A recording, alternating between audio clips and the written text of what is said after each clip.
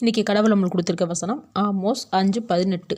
கர்த்தருடைய நாளை விரும்புகிறவர்களுக்கு ஐயோ, அதனால் உங்களுக்கு என்ன உண்டு? கர்த்தருடைய நாள் வெளிச்சமாய் இராமல் அந்தகாரமாய் இருக்கும். இந்த வசனத்தை கொண்டு கடவுள் நம்மகிட்ட என்ன சொல்கிறத பார்ப்போம். தேவனை நம்ம நேரில் பார்க்கணும்னு, தேவனுடைய நாள் வரணும்னு இப்படி எல்லாத்துக்குமே ஆசை இருக்கும். ஒரு தடவையாவது தேவன் நம்மக்கிட்ட நேரில் வந்து பேசிட மாட்டாரா அப்போலாம் நம்ம நினைப்போம். இப்படியெல்லாம் நம்ம நினைக்கிறது சரிதான்.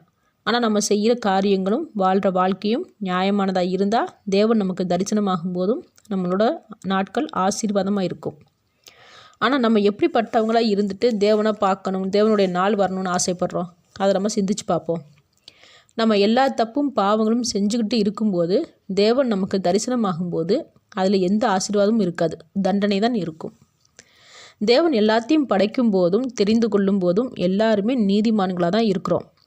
அதுக்கப்புறம் உலகத்தின் இச்சைகளுக்கும் தப்புகளுக்கும் பாவங்களுக்கும் இரையாகி நீதிமான் அப்படின்றத சுத்தமாக இழந்து போயிடுறோம். நாம் செய்கிற தப்புகளுக்கும் பாவங்களுக்கும் காரணம் சொல்கிறோமே தவிர நம்ம திருந்துறதுக்கு ஏதாச்சும் காரணம் தேடுறோமா? இல்லையே. திருந்துறதுக்கு என்ன வழி இருக்குன்னு கூட யோசிக்க கூட மாட்டேங்கிறோம். உதாரணத்துக்கு, லஞ்சம் வாங்கக்கூடாதுன்னு தான் நான் நினைக்கிறேன், ஆனால் என் கூட வேலை பார்க்குறவங்க என்னை வாங்கித்தான் ஆகணும்னு சொல்கிறாங்க. நீ வாங்கலைன்னா உன்னை நிம்மதியாக வேலை பார்க்க விட மாட்டோம், எல்லா பிரச்சனையும் கொடுப்போம், ட்ரான்ஸ்ஃபர் பண்ணிடுவோம், இப்படி ஏதாச்சும் சொல்லி மிரட்டுறாங்க. அதனால லஞ்சம் வாங்குறேன்னு காரணம் சொல்கிற ஆட்களும் இருக்கிறாங்க.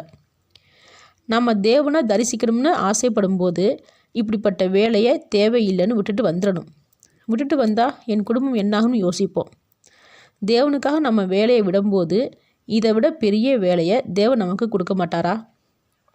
நியாயத்து பக்கம் நிற்கிறவர் தான் நம்மளுடைய தேவன். அப்போது நம்ம பக்கம் நிற்க மாட்டாரா? நமக்கு தான் நம்பிக்கை இல்லை. அதனால தான் தப்புன்னு தெரிஞ்சிருந்தும் அதில் நம்ம லாபத்தை பார்க்குறோம். தப்பு செஞ்சுக்கிட்டே தேவனை பார்க்கணும்னு ஆசைப்பட்டால் எப்படி தேவன் நமக்கு தரிசனம் ஆவார்? அதனால் தப்புகளை, பாவங்களை, இச்சைகளை, துரோகங்களை திருத்திக்கிட்டு அப்புறம் நம்ம தரிசனமாகணும் கடவுள் அப்படின்னு சொல்லி ஆசைப்படுவோம். அப்போ தேவன் நம்மளை தரிசிக்கும் போது தான் ஆசீர்வாதமாக இருக்கும். அந்த நாள் தான் ஆசீர்வாதமான நாளாக இருக்கும். ஆமேன்.